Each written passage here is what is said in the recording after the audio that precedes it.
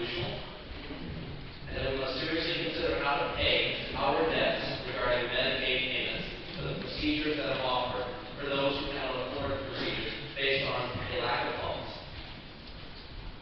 This really all predates itself to 1986.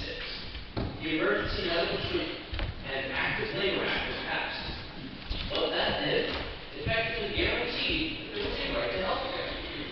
What it said is, it doesn't matter if you are a legal resident of this country or a legal alien of this country, that if you go into an emergency room and you require the care of that service provided, you will get it. It is unquestionable. For 27 years, that has been law. It has not been challenged. And it is part of the fabric of the society that we cherish here in this country. In this state, we are looking to discover a way to make sure we can offer these same treatments with a cost-effective measure put in place. Medicaid expansion is the right thing to do. There's no doubt about it.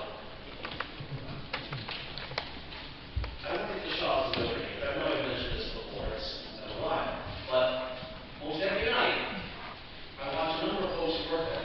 Hardly any of them full-time. Because the company is actually going through several transitions. It seems that there's going to be prosperity down the line. But as we currently stand, most workers are not full-time, and most workers cannot afford their health care. A lot of these folks are in their 40s and their 50s. They'll work between 20, 35 hours a week, whatever it is that keeps them below the threshold to receive the health care that is provided to the company.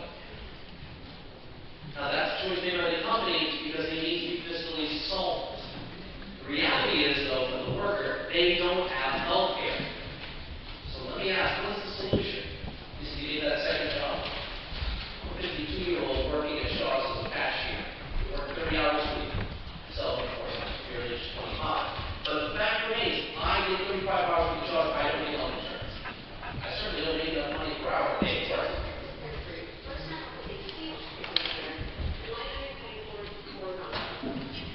Dr. Belcher. That is all right. I appreciate you, Representative. I have no problem whatsoever. I may return, try to return. The point here is this. I can get a second job, and then I can afford to get health care. Well, let me ask, what's that second job pay? And if I work 35 hours at that job, it's 70 hours. How much am I making? If between both jobs, I get between, say, $10 and $15 an hour. Let's work that over out of the course of a month.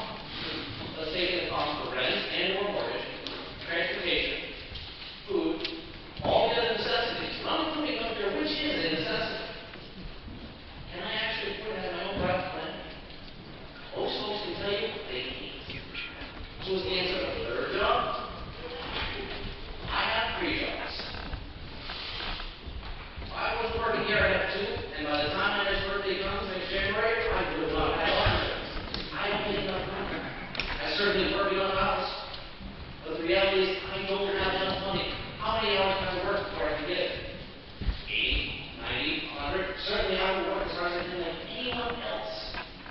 Everyone who works for trust, I know they will. They are bound and determined to pay for the bills they care about. The majority of you, overwhelmingly, do not abuse the system. They care to pay their bills because they are hard-working people. The reality is, though, the costs are out of control.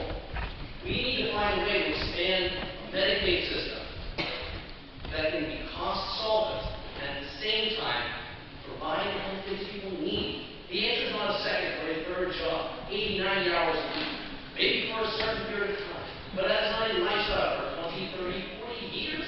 No, it's not a lifestyle for your life away. The American dream is not predicated on that. It should never be predicated on that. And that's why healthcare expansion through Medicaid expansion is the way to do it. We have trusted the private sector for more than 20 years since the mid-90s. The last step was made and forward.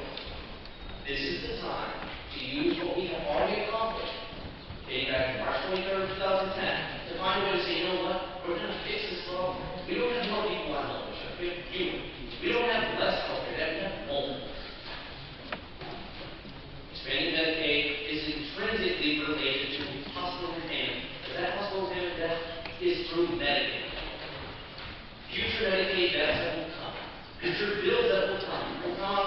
Medicaid system, we have to pay through that.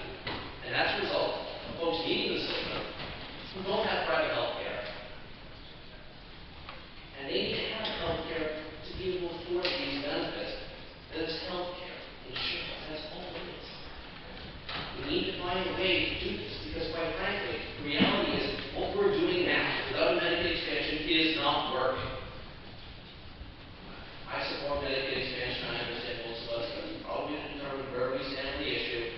I appreciate the very strong feeling both sides have, but this is the right thing to do. This is the thing this state needs to be a leader, not sit back and wait and watch it more